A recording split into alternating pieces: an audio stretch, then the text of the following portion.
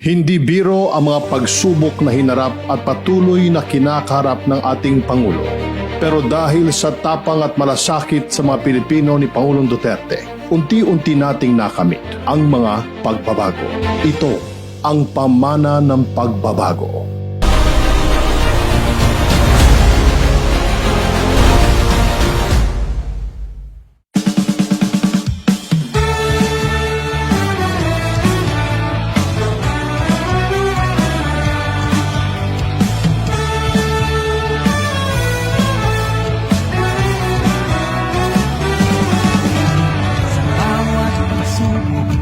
Nalampasan, kahit minsan din pinanghihinaan, hindi pa rin pagagapi.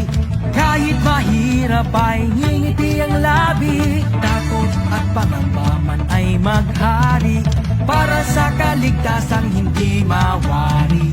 Ngunit isa ang sigurado, kayang-kaya to kung ikaw at ako.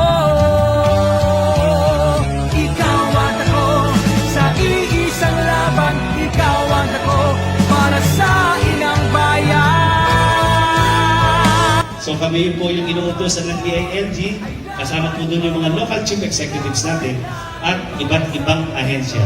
Sinunod ito iba't ibang ahensya, the DOLE, DTI, Department of Agriculture, the DSWD, DOH, at lahat na nakikita nyo dito sa paligid na iba't ibang local agencies natin. So, yung ginagawa natin dito ay gagawa at ginagawa na rin sa iba't ibang barangay. Araw-araw po yan ay may nangyayaring ganito. Punong po ng lahat, ang barangayanihan na word po ay nagawa po sa pagsama-samang salita ng barangay at bayan, nagbabayanihan. Po ang lipunan, sama-sama po ay makakaraos din po tayo, lalo na ngayong pandemya. Mahalaga tayo hindi sumuko.